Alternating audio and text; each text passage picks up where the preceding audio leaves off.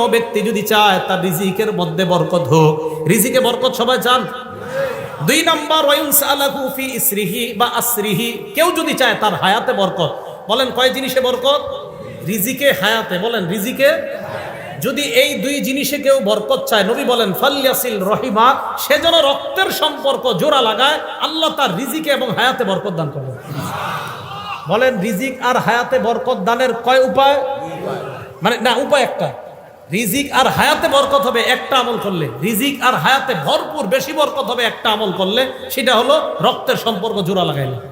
রক্তের সম্পর্ক জোড়া লাগাইলে রিজিকে বরকত হবে, হায়াতে বরকত হবে। এটা আজীব হাদিস শোনেন, সহিহ বুখারী হাদিস নাম্বার 5987 নাম্বার হাদিস।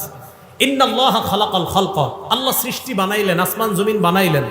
বানানোর পর হাত্তা ইদা ফারাগা মিনাল খালকি, আল্লাহ যখন সৃষ্টি থেকে অবসর হলেন, দেখেন কি কামাতির রহিম, রক্তের সম্পর্কটা আল্লাহর সামনে দাঁড়ায় গেছে। আরে আমি আপনারা কিন্তু সম্পর্কটা এটা কেমনে দাঁড়াইছে আল্লাহ জানে, দাঁড়াইছে। দাঁড়ানোর পর আল্লাহকে বললেন, আল্লাহ হাজা মাকাবুল আইজি বিকা মিনাল কাতিআ, আল্লাহ রক্তের সম্পর্ক যারা ছিন্ন করে তাদের থেকে পানা চাওয়ার আপনি তো শ্রেষ্ঠ জায়গা, তাই আমি আপনার সামনে দাঁড়াইলাম। আল্লাহ বললেন, আমা তারদাইনা আন আসিলা মান ওয়াসালাক, তুমি কি সন্তুষ্ট না যারা তোমাকে রক্ষা করবে? আমি ওয়াদা করলাম, আমি আল্লাহ তাদেরকে রক্ষা করার ওয়াদা করলাম।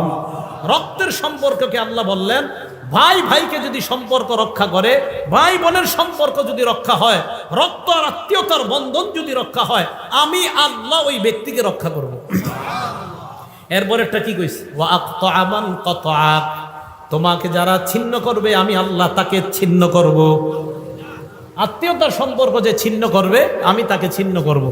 আল্লাহ আমাদের সকলকে আত্মীয়তার সম্পর্ক জোড়া লাগানোর তৌফিক দান করেন।